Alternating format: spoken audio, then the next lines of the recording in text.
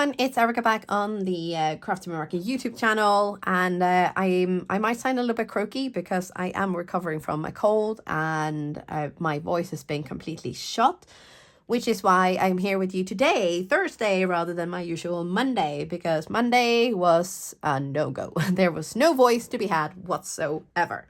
But we are doing a Christmas in July theme today, or this week actually rather, and I thought, you know what, I gotta get in on that one way or the other. So we are going to do a little bit of a twist. So we're gonna take this Elegance stamp set and layering stencils, and we're gonna actually skip the hot foil plate, although there is a hot foil plate and also a die cut with this set. So we are going to turn this into, instead of doing like a summary kind of, oops, sorry, I got my dice in this one as well, never mind. Let's see, maybe it'll show in the back here. So instead of doing summary colors, we are going to turn these flowers into like bright red flowers, and then we're going to do kind of a Christmas green for the foliage. And there's a very, very high probability of bling and watercolors like splatters, because, you know, if you can't add bling bling at Christmas and gold splatters at Christmas, when can you? I mean, the answer is always, but you know what I mean. Anyway, so we are going to use candy apple, berrylicious, passion fruit, and I think we might skip the coral reef because it's very light, and we're gonna go for that kind of reddish color. And then for the greens, we're going to use olive, key lime, and grassy knoll. So we're going to start by ink blending. And I am going to use a whole sheet of paper, a whole one. And what I'm going to do is I'm going to pop this into the corner here. So we're going to line this up. Oops. So we're going to line this up with the corner here and there. And then to hold it in place, we're going to use Post-it tape. This is wide Post-it tape, and I love this one. It's a very good one. And because I am super extra, I have dedicated blending brushes for each one of these Pink Fresh inks. I had no excuse really, except for just being extra. That's my way. So what we're gonna do is we're gonna start with passion fruit. So we are going to take the blender brush with passion fruit on it, and we are going to load up this brush, and we're going to tap off the excess here on the lid quite aggressively, and then grab that brush head, and now we're going to blend. We are gonna blend here. So this, and I'm sorry for sniffing as well, it's just this cold is, yeah, it's having a good old time in my sinuses, I'm telling you. It just doesn't want to go away. It's like, oh, this is nice and cozy. I like it here. Great view. You know, great conversation from my host. Duh. And, you know, she eats good stuff. Duh. So, yeah, this cold is like, I'm setting up shop here. Yeah, cool. Yeah, I know. Rude, eh? But anyway, now, so we are gonna, don't go too like crazy with this first layer, because we're gonna want like, if you don't get a super even layer here, I actually think that's a good thing, because, you know, flowers are living things, you know, they're not super perfect. So we want a nice natural look. And also, if your first layer is quite light, you will have a lot more kind of space to play with your details. So we're going to make sure that we have these in the right order. So we're going to go for stencil 2. But nope, we're not going to second guess anything here. We're just going to go for it. So that's our first layer. Now, because we put this into the corner, it's going to be super easy to line this up. So there you go. What was that? 8.2 seconds, something, you know, roundabouts that. Not bad, right? So we're going to go over to berrylicious, but we are going to keep the passion fruit out. No, you know what we're going to do is we're going to go in with passion fruit again, just for like a first little touch. But what we're going to do is just go over very, very lightly all over, pretty much. And then when we go in with our Berrylicious, we are then going to kind of go from the outside in. So we're gonna, or actually, we're gonna go from the inside out, I think, maybe. Okay, right. Well, we are gonna leave that one there, just, you know, in case we change our mind. And now we're gonna go for our Berrylicious. And I'm gonna go to the lid first. This is one of the reasons why we have tap off the excess on the lid, is so that when you need a light touch, you can go to the lid instead of a ink pad, or the ink pad rather. So what we're gonna do, I think we're gonna do like a little experiment here and just kind of see, does this look nice or does it need a little bit more? So I decided to go around the edges because this is where most of the detail is, so it kind of makes sense to do it that way.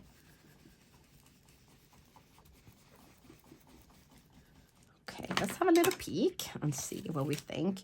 Ooh, okay. Not bad, not bad. Okay, you know what? We are going to add just a little bit more because I like where this is going.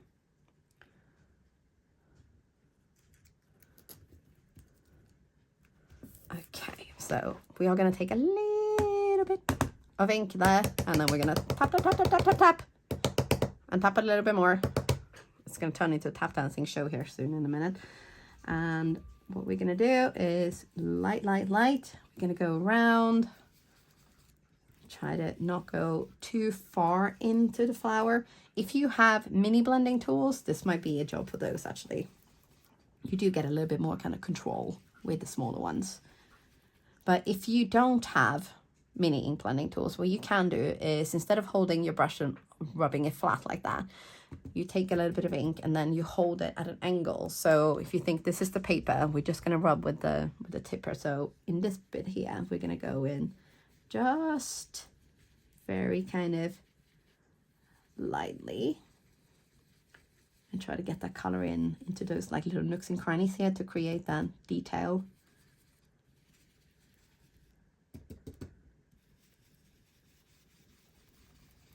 Okay, now, I mean, this is not the final reveal, but every reveal is good. Yay! Okay, that looks so pretty. And now we're going to do our final layer of the flowers. So corner, corner, corner. Post-it tape. Oops. Make sure you don't cover up any of the actual bits where you want to ink blend. And now we are going to, maybe we will do the same thing as the second layer. So we're going to go a little bit of Berrylicious again. And then we're going to go in with our candy apple to kind of really bring in those details and like that depth and dimension that I am so obsessed with. So sometimes, you know, when you're working with layering stencils, it's kind of easy to sort of think, well, you know, I'm not getting much detail. It's very flat. So this is why we're going to use like a couple of different colors on each layer. And it's going to help you create a more of a 3D look, so that flowers kind of pop off the page rather than just kind of sit there flat. So this is something really, really great to do. It doesn't take that much extra time. It takes a little bit of practice. But I really, really think it's worth taking that bit of time to kind of really get in there and add those details, because it will take your card designs up not just one notch, but 2 notches. So that's something definitely to bear in mind. Okay, so we're going to put the Berrylicious away and we're going to take out our candy apple. And I did actually grab a little mini ink blending tool as well. So now we're going to just go in around these, like the outer details basically. And we're going to add, I'm not going to say loads and loads of color, but we are going to be intentional with where we add the color, so that it really does create that luscious dimension and extra detail. because that's what we want, you know. It's not about just whacking the color on. It's about being intentional with where you add your details. And I'm absolutely loving layering stencils in general. They are, when it comes to adding color and detail fast, I really think that they're kind of unbeatable, because with like watercolors, you have to wait for it to dry. With alcohol markers, you know, it can take a long time to add color. And ink blending with layering stencils, it's such a game changer. It literally means that anyone, you don't have to have any coloring skills whatsoever, and you can still create flowers like that. Amazing, right? Right, for our greens, I think we're going to speed this up a little bit because we are already kind of jibber-jabbering. I mean, okay, I know it's me jibber-jabbering, not you. You're just, you know, stuck here listening to me. So we are going to speed this up a little bit. And I mean, I say stuck with me in the best possible way because I love that you're here. And thank you so much for enjoying the video. And I hope that you will take something away from this and feel like you've learned something. So yay. Now, I think what we're going to do is we're going to start with an all over layer of grassy knoll. And then what we're going to do is we're going to add a little bit of detail with key lime. And then for our final layer, we're going to add a mix of key lime and olive. But I will speed up this a little bit, and then we're going to talk some more about what we're going to do with the rest of the card.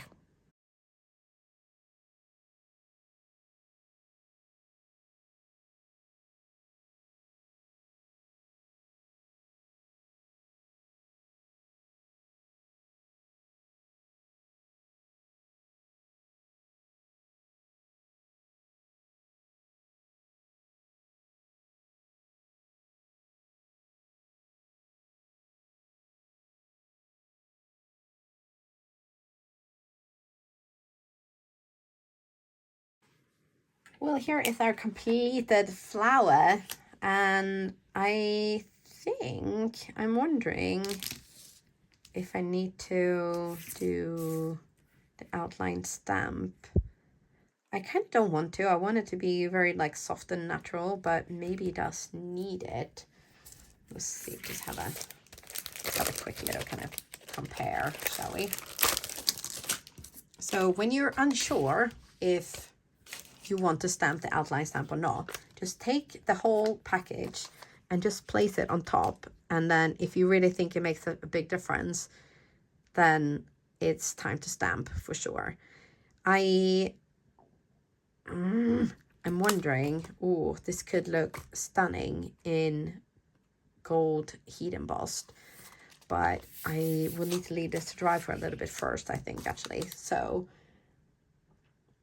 I will do that, and then I'm going to heat emboss this in gold, and then we're going to cut it out. But what I thought I'd mention while we leave that to dry is that we are going to be using some of these sentiments from the Gilded Holiday Greetings. And I have some both hot foiled and heat embossed, and I was going to use the hot foiled, which actually I think I'm going to do, because then that's a nice contrast between the heat embossing and the hot foiling. Yes, we're going to do that. So we're going to tidy these away.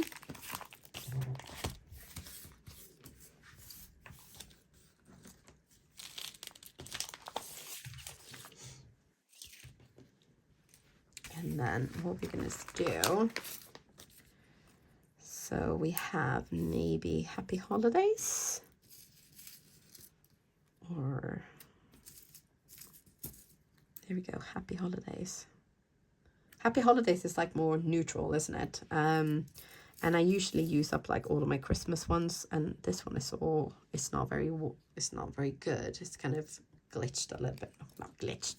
It hopped when I ran it through my die cutting machine, so it's not perfect. So I think we're gonna do that. Yeah.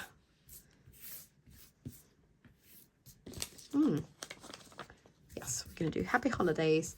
And then, of course, we are going to add a little bit of the bling. Yes.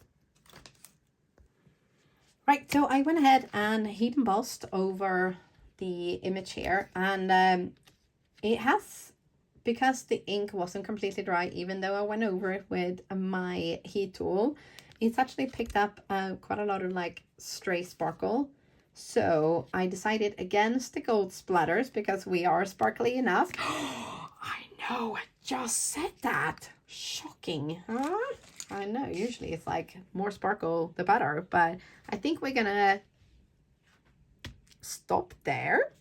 And then we're gonna take a white card base, and we're gonna use one of these that panels that is just, it's just a tiny bit smaller than the actual card base itself, so we get that nice frame. On the back of this, I have added foam tape quite generously. So we're gonna place that here, and then we are gonna trim off like the bottom bits there, so you can actually put the card up and it doesn't flop over. And I tell you what we're gonna do. We are actually gonna go ahead and do that right now, because it will be easier to, I think, line that up. Then try to chop it once this is on the card. So, right, first of all, we need to, so we are gonna tape this down. So I'm gonna use a little bit of double-sided tape. I was very tempted to add foam tape here as well, but you know, even I have like a limit on the layers and dimensions. Oh, I know, I just said a second shocking thing in one video. What is going on here?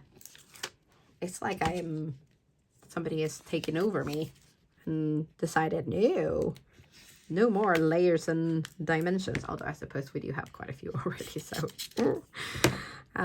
But you know, just know that I can really take it to new heights. Ha. If I really feel like it. So we're going to be super brave here, and we are going to hover over the card base, check that we are straight, and then we're just going to place it down. And now what we're going to do is we're going to take this backing tape off. So this is really old foam tape, so this doesn't usually come off like super easy. So we might, I was gonna say we might be here a little while, but okay. Seem to be going okay. Okay, all right, here we go. And then one last piece. Yeah, I spoke too soon, but there we go. Okay, now, okay, we're gonna do the same thing. We're gonna hover. We're gonna place this so that it's straight, and then we're just gonna woo, bam. Okay, now our happy holidays, I was thinking it was going to go kind of here so that it doesn't cover up the flowers too much, and maybe a little bit like that. Okay, and we are going to use our grid mat here to make sure that we get this on straight. So if you are a little bit unsure of how to kind of use this, let me just grab a ruler. If you can't eye it, you take your ruler and you place it so that it is straight with the line. So first off, you line up your bottom piece here, and then we're gonna line this up so that we get it straight. And then we're gonna start with this one, so the bottom one, and we're gonna add a little bit of liquid glue. Liquid glue is the key when you are wanting to get things on straight.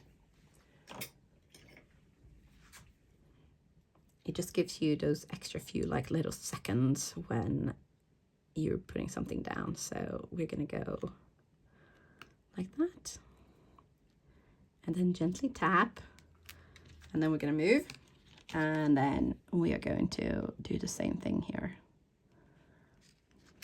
Actually, I'm gonna eye it this time because I do want it to go kind of a little bit lower down. But you get the gist anyway. So if you are kind of worried about not getting things on straight, that's just a little tip for you of how to get it on. Like your second one will be a lot easier because then you already have a guide here. Now we're going to add a little bit of bling-a-ling, of course, and today we're going to use the Rouge Opal gems because I thought, you know, they will kind of bring in like that redness. So we're going to add a first sprinkling with the help of our Bling Buddy.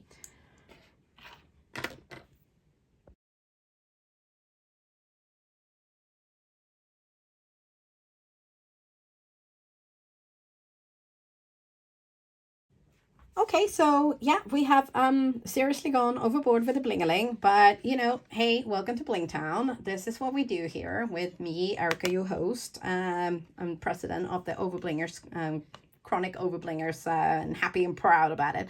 So this is our finished card.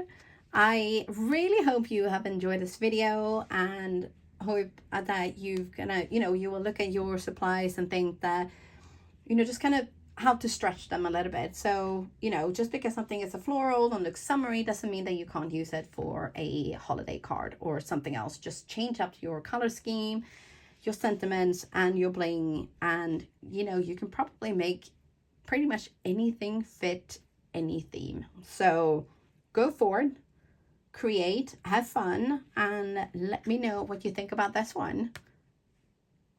But that is it from me for today. Don't forget to subscribe to the Crafty Meraki YouTube channel. Give this video a thumbs up and leave me a comment if you have any thoughts or ideas or anything that you want clarifying. And I will see you very soon again.